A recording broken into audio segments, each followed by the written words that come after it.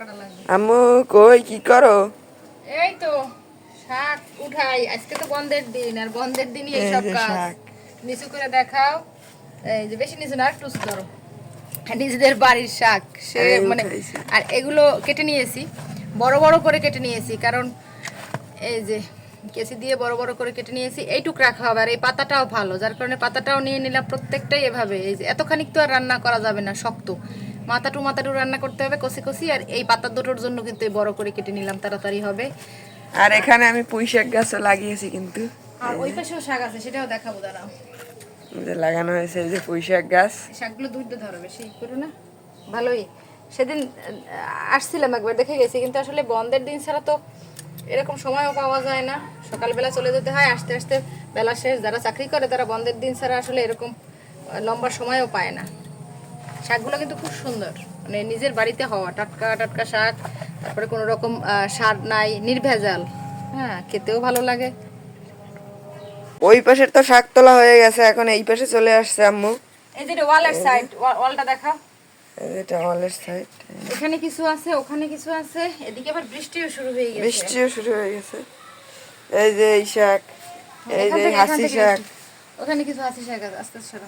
আর কচু শাকও হয়েছে, দেখো, একটা ওই পাশে একটা কচু গাছ হয়েছে, এই পাশে একটা কচু গাছ।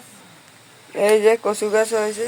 এখানে মাটি রাখা হয়েছিল, এখানে কিন্তু যত্ন করা হয় না। না, বাড়ি গোছ গাছ করা হয় নাই। ওই এই যে মাটি উঁচু করে রাখা হয়েছিল, সেখানে এগুলো হয়েছে।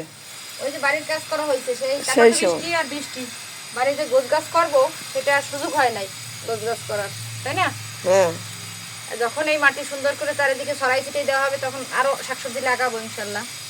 আর এখন তো এই ওয়ালের কাজের জন্য সব বাড়ি এলোমেলো ছিল, এখনো এলোমেলো। হয়তো বৃষ্টিকালটা একটু যাক, খরা মৌসুম শুরু হোক। আর আমাদের বাসায় একটা সুন্দর একটা গাছ আছে, এই যে একটা বড় একটা গাছ। এটাকে কে কে চেনেন একটু কমেন্ট করবেন আমার বলার আগেই।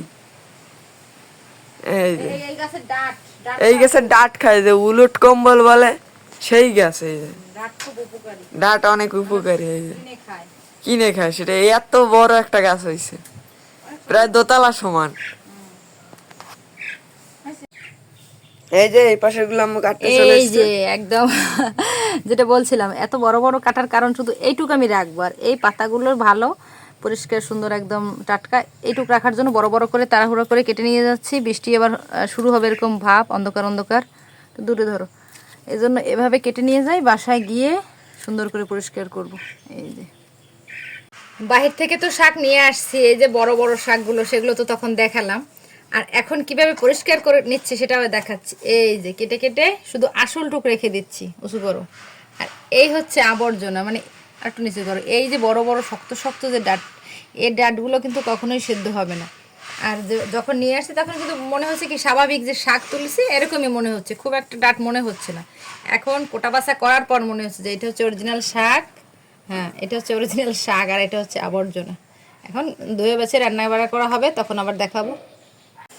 শাক তো নিয়ে আসছি, কিভাবে কোটা বাছা করছি তাও তো ক্যামেরায় দেখাইছি, কিভাবে তোলা হয়েছে, কিভাবে কোটা বাছা হয়েছে। এই যে ফ্রেশ, এখন একদম অনেকবার ধোয়া হয়েছে, কারণ উঠানে অনেক বালু, শাকে প্রচুর বালু ছিল। কয়েকবার ধোয়ার পর এখন রান্নার জন্য উপযুক্ত হইল। এখন ভাজি করে নেব। শাক এই অবস্থা, কতটুক হয়েছে এবার আপনারাই বলেন। এখনও কিন্তু হয় নাই পুরোপুরি, এই যে এখন একটু একটু পানি পানি তেল তেল আছে, এটুকু শুকিয়ে যাবে, এখন এতটুক হয়ে যাবে। খাঁটি জিনিস, তবুও যতটুকু হয়েছে ততটুকুই কিন্তু খাঁটি, পুরোটুকুই খাঁটি।